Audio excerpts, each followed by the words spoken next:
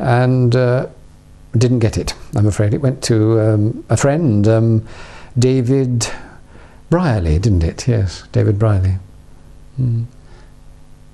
Have you got a piece of theatre work that you are particularly proud of?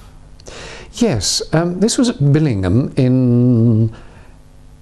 is it Northumberland or Cumbria? No, it's near Newcastle, isn't it? So it doesn't matter. Well, they just built there a great complex of indoor swimming pools, bowling greens, tennis courts, but they'd also built a very good theatre as part of the building. And a man called George Roman I went to audition for, and he said, well, come along and play these parts. And I did Macduff in the Scottish play, whose name cannot be mentioned, and then played in St. Joan, and then in a play by Harold Pinter, whose title I cannot think of, but I played the part of Stanley, who had been, or so he said, a concert pianist. And then these men, Goldberg and somebody else, arrive and browbeat him, and it was all sort of angst and very heavy acting, and we really slogged at it, and afterwards you felt, well, yes, you know, you got there, you achieved it, and you held on to it, and it was a very good lesson. So I enjoyed that very much. One or two other things that at Leicester once we did a Chekhov. Oh, the one where the man shoots himself, the cherry orchard, and I played a doctor in that. And again, because it was thrust theatre and the audience were on top of you, you had to develop a very televisual style of stage acting, and that again I thought, well, yes, that was quite good. Sometimes you reward yourself with a tick, you know. Similar question, is there a piece of television acting work that you're proud of?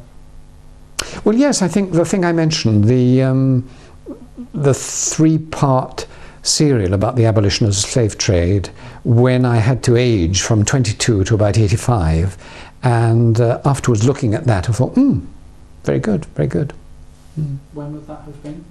Oh goodness, that was in the 70s sometimes, I think. Another thing was in a thing called Bomber Harris.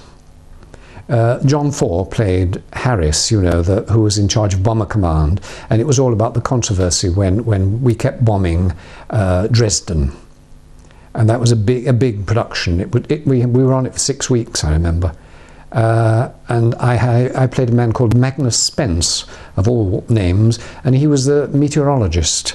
And so I was in there. I was the only person in a cast of probably 50 in civilian clothes, while the rest were in Air Force uniforms. And looking at that afterwards, I thought, yes, you could see the rehearsal showed it, because we were living the parts.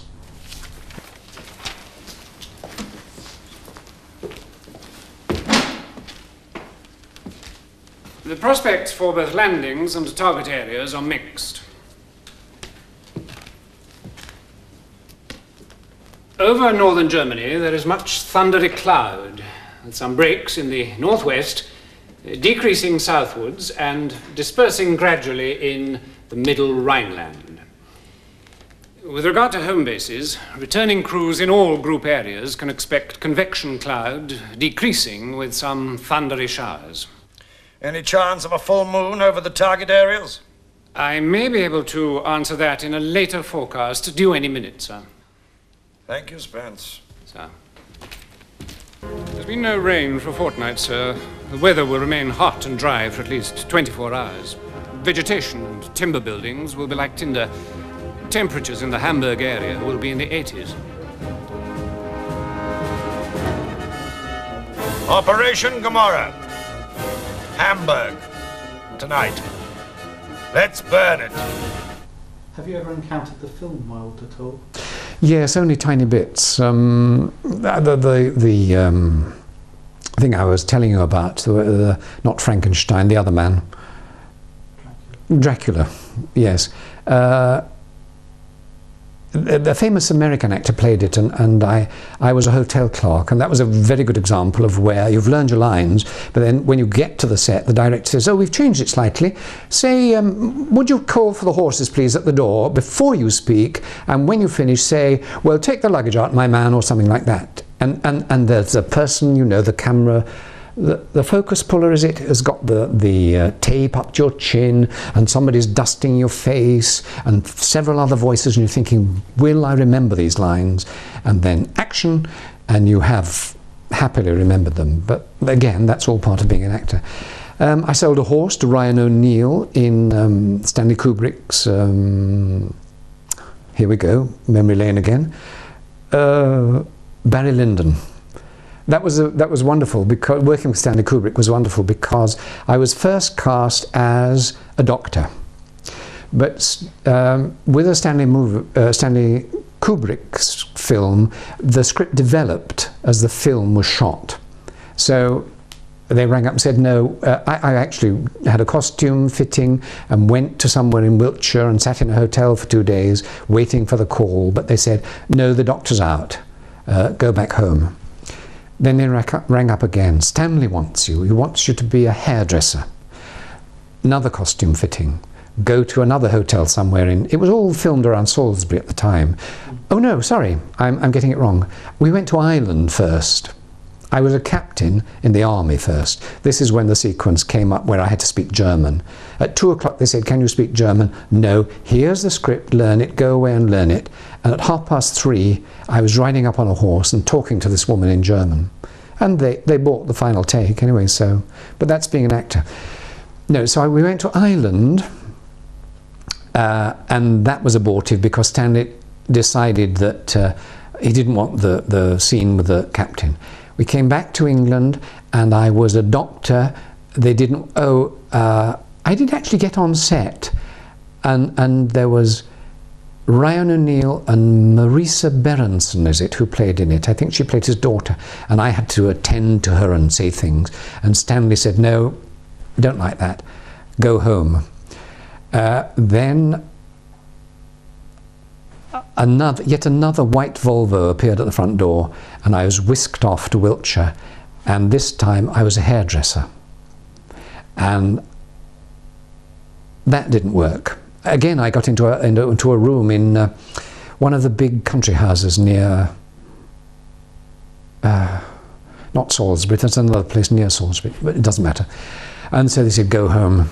And then finally, I was a salesman. I was a horse breeder, and I sold this horse to Ryan O'Neill, and that was filmed. And that appears in the film. 75 seems more like the right price. I'll accept 80 guineas and not a shilling less. 5 guineas should never keep 2 gentlemen from their drink. 80 it'll be. Done, sir. Timmy, you take the horse over to Doolan's farm and tell him he needs a bit of breaking in. And say it's for Master Brian's birthday next week, and I want it to be a surprise. And remember that yourself. Yes, sir. Can you remember where you were when you heard the news of Kennedy being assassinated? Yes, in London NW6, in a friend's flat. I'd been at Pitlochry, and that had finished, and I had nowhere to live, and I'd known this chap at Stratford, and he shared a flat with some other university friends, and he said, well, we've got a spare room, take it for the while. And so I took it, and we were listening to the radio, I think. But the interesting thing about that is that Kennedy was assassinated, but almost on the same day, a writer named Aldous Huxley died, whom I've got to know through knowing things about Lawrence. But, you know, the tide of history swept over it, and poor old Aldous just got steamrolled into obscurity, I think, didn't he? Have you currently got any hobbies? Yes, I collect first editions of D.H. Lawrence.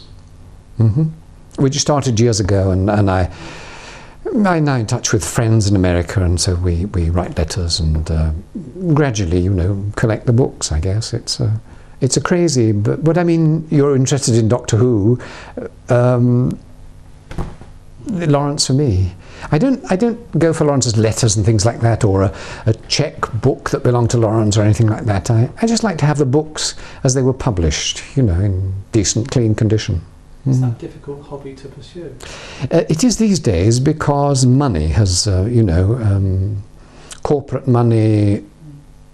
People, when the stock market failed, people said, well, what can we put our money into? Silver, furniture, property. Then the property market began to sag, and now it's gone into...